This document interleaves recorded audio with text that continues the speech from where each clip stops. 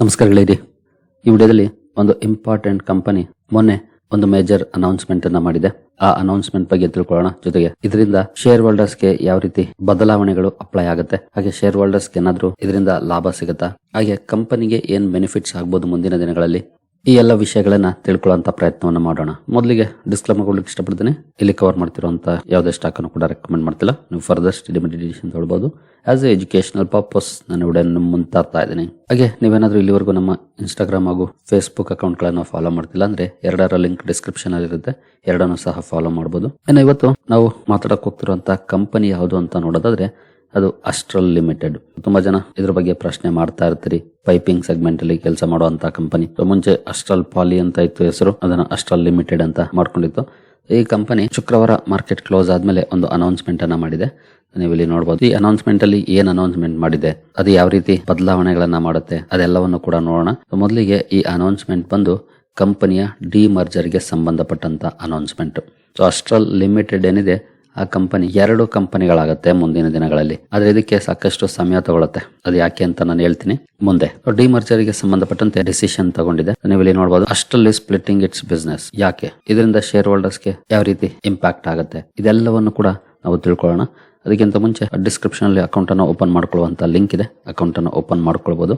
ಹೂಡಿಕೆಗೆ ಸಂಬಂಧಪಟ್ಟಂತೆ ನಿಮ್ಗೆ ಏನಾದ್ರು ಸಪೋರ್ಟ್ ಬೇಕು ಅಂದ್ರೆ ಇಲ್ಲಿರುವಂತಹ ನಂಬರ್ಗಳ ಮೂಲಕ ನಮ್ಮ ಟೀಮ್ ನ ಸಂಪರ್ಕ ಮಾಡಬಹುದು. ಬಟ್ ಸಪೋರ್ಟ್ ಸಿಗಬೇಕು ಅಂದ್ರೆ ನೀವು ನಮ್ಮ ಮೂಲಕ ಅಕೌಂಟ್ ಅನ್ನು ಓಪನ್ ಮಾಡ್ಕೊಂಡಿರ್ಬೇಕಾಗುತ್ತೆ.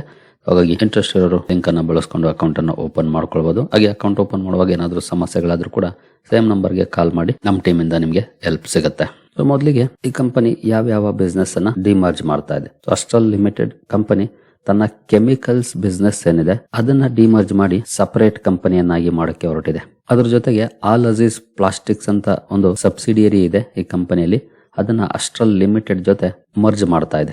ನಂತರ ಅಸ್ಟ್ರಲ್ ಕೆಮಿ ಅಂತ ಇನ್ನೊಂದು ಕಂಪನಿಯನ್ನ ಮಾರ್ಕೆಟ್ ಅಲ್ಲಿ ಲಿಸ್ಟ್ ಮಾಡುವಂತ ಡಿಸಿಷನ್ ಅನ್ನ ತಗೊಂಡಿದೆ ಬೋರ್ಡ್ ಮೀಟಿಂಗ್ ಅಲ್ಲಿ. ನೀವು ಇಲ್ಲಿ ನೋಡಬಹುದು. Separation of chemical business into A stand alone entity.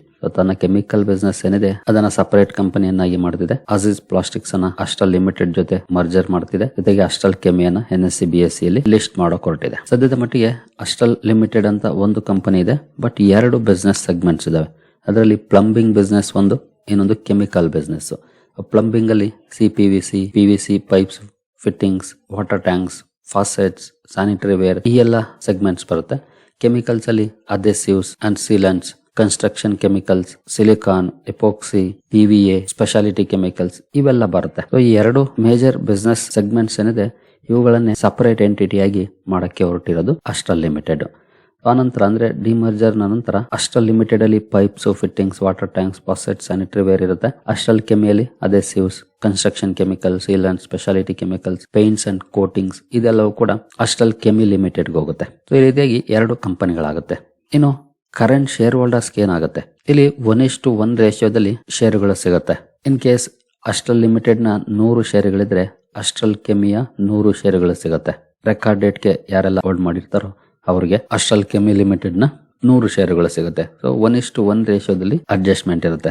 Astral limited shares ಅಲ್ಲಿ ನಿಮ್ಗೆ ಏನೋ ಬದಲಾವಣೆ ಆಗೋದಿಲ್ಲ. 100 ಇದ್ರೆ 100 ಇರುತ್ತೆ. ಬಟ್ ಅಸ್ಟ್ರಲ್ ಕೆಮಿಯ ಶೇರುಗಳು ನಿಮ್ಗೆ ಸಿಗುತ್ತೆ, ಬಟ್ ಪ್ರೈಸ್ ಅಡ್ಜಸ್ಟ್ ಆಗುತ್ತೆ, ಅದು ನೆನಪಿರ್ಲಿ. ಇನ್ನು ಯಾಕೆ ಕಂಪನಿ ಈ ರೀತಿ ನಿರ್ಧಾರವನ್ನ ತಗೊಂಡಿದೆ, ಇಲ್ಲಿ ಮೊದಲನೇದಾಗಿ ಕಂಪನಿಯ ಪೈಪ್ ಸೆಗ್ಮೆಂಟ್ ಹಾಗೂ ಕೆಮಿಕಲ್ ಸೆಗ್ಮೆಂಟ್ ಏನಿದೆ 2 ಕೂಡ entirely different customers, competition, technology, R&D, manufacturing and capital requirements ಅನ್ನ ಹೊಂದಿರುವಂತ ಬಿಸ್ನೆಸ್ ಸೆಗ್ಮೆಂಟ್ಸ್.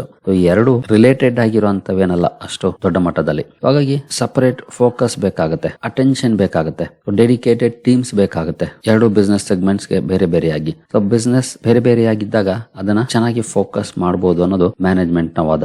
ಇನ್ನು ಕ್ಯಾಪಿಟಲ್ ಅಲೋಕೇಶನ್ ಸರಿಯಾಗಿರುತ್ತೆ ಅನ್ನೋದು. ಪ್ಲಂಬಿಂಗ್ ಬಿಸ್ನೆಸ್ ಗೆ ಬೇಕಾಗಿರೋದು manufacturing expansion, distribution infrastructure, inventory management, dealer network. Chemical business ಗೆ ರಿಸರ್ಚ್ ಅಂಡ್ ಡೆವಲಪ್ಮೆಂಟ್ ಬೇಕು, product innovation, acquisitions, new technologies. So different requirements ಇದೆ ಇಲ್ಲಿ. ಹಾಗಾಗಿ ಒಂದು ಕಂಪನಿ 2 ಮ್ಯಾನೇಜ್ ಮಾಡಕ್ ಹೋದ್ರೆ ಕಲಸು ಮೇಲೋಗರ ಆಗುತ್ತೆ. ಹಾಗಾಗಿ ಆ ಕಂಪನಿ ತನ್ನ ಬಿಸ್ನೆಸ್ ಅನ್ನ ಡಿವೈಡ್ ಮಾಡಕ್ ಹೊರಟಿದೆ. ಇನ್ನು ಅನ್ಲಾಕಿಂಗ್ ಶೇರ್ ಹೋಲ್ಡರ್ ವ್ಯಾಲ್ಯೂ ಇದು ಕೂಡ ಇಲ್ಲಿ ಸಿಗುವಂತ ಒಂದು benefit. Plumbing 35x P reserve ಮಾಡಿದ್ರೆ ಕೆಮಿಕಲ್ಸ್ 55 ಇದೆ. ಎರಡು ಕಂಬೈನ್ ಮಾಡಿದ್ರೆ 40 ಪಿ ಆಗುತ್ತೆ. ಸೊ ಇಲ್ಲಿ ಕೆಮಿಕಲ್ಸ್ ಸ್ವಲ್ಪ ಜಾಸ್ತಿ ಇದೆ ಪ್ರೈಸ್ ಟು ಅರ್ನಿಂಗ್ ನೋಡಿದ್ರೆ, ಪ್ಲಂಬಿಂಗ್ ಕಡಿಮೆ ಇದೆ. ಬಟ್ ಎರಡು ಮರ್ಜ್ ಆಗಿರೋದ್ರಿಂದ ಪಿ ಜಾಸ್ತಿ ಆಗುತ್ತೆ, 40 ಆಗುತ್ತೆ. ಸೊ ಡಿಮರ್ಜ್ ಆದಾಗ ಸಪರೇಟ್ ಕಂಪನಿಗೆ ಸಪರೇಟ್ ವ್ಯಾಲ್ಯೂಯೇಷನ್ಸ್ ಬರುತ್ತೆ. ಇದು ಶೇರ್ ಹೋಲ್ಡರ್ಸ್ಗೆ ಆಗುವಂತ ವ್ಯಾಲ್ಯೂ ಅನ್ಲಾಕಿಂಗ್. ಡಿಮರ್ಜರ್ ನಂತರ ಇಂಡಿಪೆಂಡೆಂಟ್ ಆಗಿ ಕಂಪನಿಯ ವ್ಯಾಲ್ಯೂಯೇಷನ್ ಮಾಡ್ಲಿಕ್ಕೆ ಸಾಧ್ಯ ಆಗುತ್ತೆ. ಇನ್ನು ಪೇಂಟ್ಸ್ ಅನ್ನ ಯಾಕೆ ಕೆಮಿಕಲ್ ಜೊತೆ ಸೇರಿಸ್ತಿದ್ದಾರೆ ಈ ಪ್ರಶ್ನೆ ಬರ್ಬೋದು. ಬಟ್ ಈ ಪ್ರಶ್ನೆಗೆ ಉತ್ತರ ಆಲ್ಮೋಸ್ಟ್ ರಾ ಮೆಟೀರಿಯಲ್ಸ್ ಸಿಮಿಲರ್ ಆಗಿರುತ್ತೆ. Common research and development, overlapping manufacturing process, distribution networks, customer base ಇದೆಲ್ಲವೂ ಕೂಡ ಆಲ್ಮೋಸ್ಟ್ ಸಿಮಿಲರ್ ಇರೋದ್ರಿಂದ ಎರಡನ್ನ ಒಂದು ಕಡೆ ಸೇರಿಸೋದು ಅಲ್ಲಿ ಸ್ಟ್ರಾಟಜಿಕ್ ಅಡ್ವಾಂಟೇಜ್ ಆಗುತ್ತೆ. ಇನ್ನು ಇದರಿಂದ ಲಾಭ ಏನಾಗುತ್ತೆ? ಕಾಸ್ಟ್ ಕಡಿಮೆ ಆಗಬಹುದು, better innovation, faster product development, stronger competitive position speciality chemicals ಅಲ್ಲಿ. ಸೊ ಇದು ಇಲ್ಲಿ ಆಗುವಂತ ಬೆನಿಫಿಟ್ಸ್, ಅಂದ್ರೆ ಎಕ್ಸ್ಪೆಕ್ಟ್ ಮಾಡ್ತಿರುವಂತ ಬೆನಿಫಿಟ್ಸ್. ಇನ್ನು ಕಂಪನಿಯ ಬಿಸ್ನೆಸ್ ಸೈಜ್ ಎಷ್ಟಿದೆ? ಕೆಮಿಕಲ್ಸ್ ರೆವೆನ್ಯೂ ನೋಡಬಹುದು 2026 1266 ಕೋಟಿ ಇದೆ. ಅಂದ್ರೆ ಪ್ಲಂಬಿಂಗ್ ಬಿಸ್ನೆಸ್ 79% ರೆವೆನ್ಯೂ ಕಾಂಟ್ರಿಬ್ಯೂಷನ್ ಮಾಡಿದ್ರೆ 21% ರೆವೆನ್ಯೂ ಕಾಂಟ್ರಿಬ್ಯೂಷನ್ ಕೆಮಿಕಲ್ ಬಿಸ್ನೆಸ್ ಇಂದ ಬರ್ತಾ ಇದೆ. ಸೊ ಕೆಮಿಕಲ್ ಬಿಸ್ನೆಸ್ ಗ್ರೋ ಆಗಿದೆ. ಈಗ ಅದಕ್ಕೆ ಸಪರೇಟ್ ಇಂಡಿಪೆಂಡೆಂಟ್ ಆಪರೇಷನ್ ಬೇಕಾಗಿದೆ. ಇದೇನು ಫಾರ್ ಎಕ್ಸಾಂಪಲ್ 100 ಕೋಟಿನೋ 50 ಕೋಟಿನೋ ಬಿಸ್ನೆಸ್ ಇತ್ತು ಅಂದಿದ್ರೆ ಓಕೆ ನಡೀತಾ ಇತ್ತು, ಈ ಕಂಪನಿಯಲ್ಲಿ ಅದನ್ನ ಮ್ಯಾನೇಜ್ ಮಾಡಬಹುದಿತ್ತು. ಬಟ್ ಈಗ 1266 ಕೋಟಿ ಅಂತಂದ್ರೆ ಖಂಡಿತ ಇದಕ್ಕೆ ಸ್ಪೆಷಲ್ ಫೋಕಸ್ ಬೇಕಾಗುತ್ತೆ. ಕಂಪನಿಯನ್ನ ಇನ್ನೂ ಬೆಳೆಸಲಿಕ್ಕೆ ಅವಕಾಶ ಇದೆ. ಹಾಗಾಗಿ ಈ ಸ್ಪ್ಲಿಟ್ ಖಂಡಿತ ಮುಂದಿನ ದಿನಗಳಲ್ಲಿ ಕೆಮಿಕಲ್ಸ್ ಬಿಸ್ನೆಸ್ಗೆ ಲಾಭವನ್ನು ತರಬಹುದು ಅಸ್ಟ್ರಲ್. ಇನ್ನು ಆಲ್ ಅಜೀಸ್ ಪ್ಲಾಸ್ಟಿಕ್ಸ್ ಏನಾಗುತ್ತೆ? ಆಕ್ಚುಲಿ ಇದೊಂದು wholly owned subsidiary of Astral ಹತ್ರ ಈಗಾಗಲೇ 100% ಹೋಲ್ಡಿಂಗ್ ಇದೆ. ಹಾಗಾಗಿ ಇದನ್ನ ಅಸ್ಟ್ರಲ್ ಲಿಮಿಟೆಡ್ ಅಲ್ಲೇ ಮರ್ಜ್ ಮಾಡ್ಕೊಳ್ಳುತ್ತೆ ಕಂಪನಿ. ಸೊ ಕಂಪ್ಲೈನ್ಸಸ್ ಕಾಸ್ಟ್ ಕಡಿಮೆ ಆಗುತ್ತೆ, ಸ್ಟ್ರಕ್ಚರ್ ಸಿಂಪ್ಲಿಫೈ ಆಗುತ್ತೆ, ಆಪರೇಷನಲ್ ಸಿನರ್ಜೀಸ್ ಇರುತ್ತೆ. ಪ್ರೊಕ್ಯೂರ್ಮೆಂಟ್ ಆಗ್ಬೋದು, ಸಪ್ಲೈ ಚೈನ್ ಆಗ್ಬೋದು, ಇಂಟಿಗ್ರೇಷನ್, ಇದೆಲ್ಲ ಸಿನರ್ಜೀಸ್ ಬೆನಿಫಿಟ್ಸ್ ಇರುತ್ತೆ ಆಲ್ ಅಜೀಸ್ ಪ್ಲಾಸ್ಟಿಕ್ಸ್ ಅಸ್ಟ್ರಲ್ ಜೊತೆ ಮರ್ಜ್ ಆಗೋ ಮೂಲಕ. ನೆಕ್ಸ್ಟ್ ಅಸ್ಟ್ರಲ್ ಕೆಮಿ ಲಿಸ್ಟ್ ಆಗುತ್ತಾ? ಎಸ್, ಲಿಸ್ಟ್ ಆಗುತ್ತೆ. ಬಟ್ ಇದಕ್ಕೆ ಸಾಕಷ್ಟು ಪ್ರೋಸೆಸ್ ಇರುತ್ತೆ. ಮೊದಲಿಗೆ ಸೆಬಿ ಅಂಡ್ ಎಕ್ಸ್ಚೇಂಜಸ್ ಅಪ್ರೂವಲ್ ಬೇಕು, ನಂತರ NCLT ಅಪ್ರೂವಲ್, ನಂತರ share holder and creditor approval ಬೇಕು, ಆ ನಂತರ NSE BSE ನಲ್ಲಿ ಲಿಸ್ಟ್ ಆಗೋದು. ಇದಕ್ಕೆ 6 ತಿಂಗಳು ಆಗ್ಬೋದು, ಕೆಲವು ಸಲ ವರ್ಷ ಕೂಡ ಆಗ್ಬೋದು. ಯಾಕಂದ್ರೆ ಈ ಪ್ರೋಸೆಸ್ ಲೆಂತಿ ಪ್ರೋಸೆಸ್ ಆಗಿರುತ್ತೆ. ಹಾಗಾಗಿ ಸಾಕಷ್ಟು ಸಮಯವನ್ನು ತಗೊಳುತ್ತೆ. ಈಗ ಬೋರ್ಡ್ ಮೀಟಿಂಗ್ ಅಲ್ಲಿ ಅಪ್ರೂವಲ್ ಸಿಕ್ಕಿದೆ. ನಂತರ ಈ ಎಲ್ಲ ಅಪ್ರೂವಲ್ ಆದ್ಮೇಲೆ ಡಿಮರ್ಜರ್ ಆಗಿ ಅಸ್ಟ್ರಲ್ ಕೆಮಿ ಹೊಸ ಕಂಪನಿಯಾಗಿ ಮಾರ್ಕೆಟ್ ಅಲ್ಲಿ ಬರುತ್ತೆ. ಇನ್ನು ಇನ್ವೆಸ್ಟರ್ಸ್ ಗೆ ಸಿಗುವಂತ ಅಡ್ವಾಂಟೇಜಸ್ ಏನು ಅಂತ ನೋಡಿದ್ರೆ, ಎರಡು ಸಪರೇಟ್ ಬಿಸ್ನೆಸ್ ಆಗೋದ್ರಿಂದ ಕಂಪನಿಯ ಮ್ಯಾನೇಜ್ಮೆಂಟ್ ಫೋಕಸ್ ಇರುತ್ತೆ ಬಿಸ್ನೆಸ್ ಸೆಗ್ಮೆಂಟ್ ಗಳಿಗೆ. ಜೊತೆಗೆ ಟ್ರಾನ್ಸ್ಪರೆನ್ಸಿ, ಹಲವು ಕಂಪನಿಗಳು ಅಥವಾ ಹಲವು ಬಿಸ್ನೆಸಸ್ ಗಳು ಒಂದೇ ಕಂಪನಿಯಲ್ಲಿ ಇದ್ದಾಗ ಕಲಸು ಮೇಲೋಗರ ಅಂತೀವಲ್ಲ ಹಾಗಾಗುತ್ತೆ. ಬಟ್ ಈಗ ಟ್ರಾನ್ಸ್ಪರೆನ್ಸಿ ಸಿಗುತ್ತೆ. ಇನ್ನು ವ್ಯಾಲ್ಯೂಯೇಷನ್, ಕೆಮಿಕಲ್ ಹಾಗೂ ಪೈಪಿಂಗ್ ಬಿಸ್ನೆಸ್ ಅನ್ನ ಸಪರೇಟ್ ಆಗಿ ವ್ಯಾಲ್ಯೂ ಮಾಡಬಹುದು. ನಾವಾಗ್ಲೇ ನೋಡಿದ್ವಲ್ಲ, ಪೈಪಿಂಗ್ ಬಿಸ್ನೆಸ್ 35 PE ಇದ್ರೆ ಕೆಮಿಕಲ್ 55 ಇದೆ. ಸಪರೇಟ್ ಮಾಡಿದಾಗ ವ್ಯಾಲ್ಯೂ ಅನ್ಲಾಕ್ ಆಗುತ್ತೆ. ಜೊತೆಗೆ ಗ್ರೋತ್, ಬೆಟರ್ ಅಕ್ವಿಸಿಷನ್ ಅಪರ್ಚುನಿಟೀಸ್ ಸಿಗುತ್ತೆ ಕಂಪನಿಗಳಿಗೆ. ಇನ್ನು ಎಫಿಷಿಯನ್ಸಿ, ಇಂಡಿಪೆಂಡೆಂಟ್ ಕ್ಯಾಪಿಟಲ್ ಅಲೋಕೇಶನ್ ಮಾಡೋದಕ್ಕೆ ಅವಕಾಶ ಇರೋದ್ರಿಂದ ಎಫಿಷಿಯನ್ಸಿ ಇಂಪ್ರೂವ್ ಆಗುವಂತ ಸಾಧ್ಯತೆಗಳಿರುತ್ತೆ. ಇನ್ನು ರಿಸ್ಕ್ ಏನಿದೆ ಇನ್ವೆಸ್ಟರ್ಸ್ಗೆ? ರೆಗ್ಯುಲೇಟರಿ ಅಪ್ರೂವಲ್ಸ್ ಬೇಕು, ಅದಕ್ಕೆ ಇನ್ನೂ ಸಮಯ ತಗೊಳುತ್ತೆ. ನಂತರ ಡಿಮರ್ಜರ್ ಆದ್ಮೇಲೆ ಕಂಪನಿ ಯಾವ ರೀತಿ ಎಕ್ಸಿಕ್ಯೂಷನ್ ಮಾಡುತ್ತೆ ಬಿಸ್ನೆಸ್ ಅನ್ನ ಕಾದು ನೋಡಬೇಕಾಗುತ್ತೆ. ಜೊತೆಗೆ ವ್ಯಾಲ್ಯೂಯೇಷನ್ ಅಂದ್ರೆ ಇಮಿಡಿಯೇಟ್ಲಿ ಮಾರ್ಕೆಟ್ ಸಪರೇಟೆಡ್ ಬಿಸ್ನೆಸಸ್ ಗೆ ಹೈಯರ್ ಮಲ್ಟಿಪಲ್ಸ್ ಅಲ್ಲಿ ಅಸೈನ್ ಮಾಡುವಂತ ಸಾಧ್ಯತೆಗಳು ಕಡಿಮೆ. ಇನ್ನು ಒಂದಷ್ಟು ದಿನ ವೆಯ್ಟ್ ಮಾಡಬೇಕಾಗಬಹುದು. ಇನ್ನು ಲಿಸ್ಟಿಂಗ್ ಆದ್ಮೇಲೆ ಇನಿಷಿಯಲ್ ಡೇಸ್ ಅಲ್ಲಿ ಒಂದಷ್ಟು ವಾಲಟಿಲಿಟಿ ಕಂಪನಿಗಳಲ್ಲಿ ಇರುತ್ತೆ. ಸೆಟ್ಲ್ ಆಗೋಕೆ ಒಂದಷ್ಟು ಸಮಯವನ್ನ ತಗೊಳುತ್ತೆ.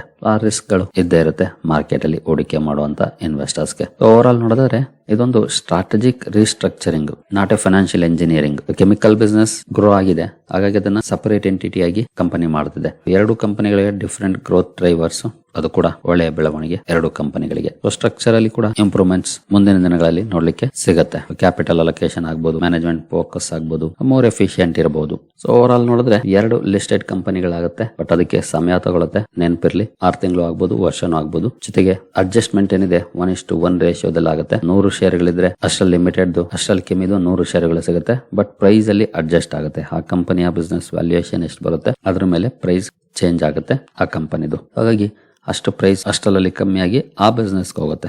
ಬಟ್ ನಿಮ್ಗೆ ಟೋಟಲ್ ಇನ್ವೆಸ್ಟ್ಮೆಂಟ್ ಅಲ್ಲಿ ಯಾವುದೇ ಬದಲಾವಣೆ ಆಗೋದಿಲ್ಲ, ಸೇಮ್ ಇರುತ್ತೆ. ಬಟ್ ಎರಡು ಕಂಪನಿಗಳಾಗುತ್ತೆ ಪೋರ್ಟ್ಫೋಲಿಯೋದಲ್ಲಿ ಅಷ್ಟೇ.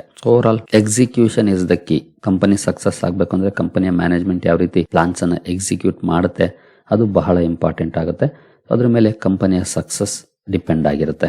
ಸೊ ನೋಡೋಣ, ಅಸ್ಟ್ರಲ್ ಲಿಮಿಟೆಡ್ ಈಗಾಗಲೇ ಒಂದು ಎಕ್ಸ್ಪೀರಿಯನ್ಸ್ಡ್ ಮ್ಯಾನೇಜ್ಮೆಂಟ್ ಹೊಂದಿರುವಂತಹ ಕಂಪನಿ. ಹಾಗಾಗಿ ಹೊಸ ಕಂಪನಿಯನ್ನು ಕೂಡ ಇನ್ನೊಂದು ಲೆವೆಲ್ಗೆ ತಗೊಂಡೋಗೋ ಕೆಪಬಿಲಿಟಿ ಇದೆ. But needs to wait. ಸರಿಗಳಿರಿ, ಈ ವಿಡಿಯೋ ನಿಮ್ಗೆ ಇಷ್ಟ ಆಗಿದೆ ಅಂದ್ಕೊಳ್ತೀನಿ. ಹಾಗೆ ಡಿಸ್ಕ್ರಿಪ್ಷನ್ ಅಲ್ಲಿ ಅಕೌಂಟ್ ಅನ್ನು ಓಪನ್ ಮಾಡ್ಕೊಳ್ಳುವಂತ ಲಿಂಕ್ ಇದೆ, ಅಕೌಂಟ್ ಅನ್ನು ಓಪನ್ ಮಾಡ್ಕೊಳ್ಬಹುದು. ಜೊತೆಗೆ ಇನ್ಸ್ಟಾಗ್ರಾಮ್ ಹಾಗೂ ಫೇಸ್ಬುಕ್ ಅಕೌಂಟ್ಗಳ ಲಿಂಕ್ ಕೂಡ ಇರುತ್ತೆ, ಎರಡನ್ನು ಸಹ ಫಾಲೋ ಮಾಡಿ. ಸರಿ ಗೆಳೆಯರೆ, ಮುಂದಿನ ವಿಡಿಯೋದಲ್ಲಿ ಸಿಗೋಣ. ಅಲ್ಲಿವರೆಗೂ ಜೈ ಹಿಂದ್, ಜೈ ಕರ್ನಾಟಕ.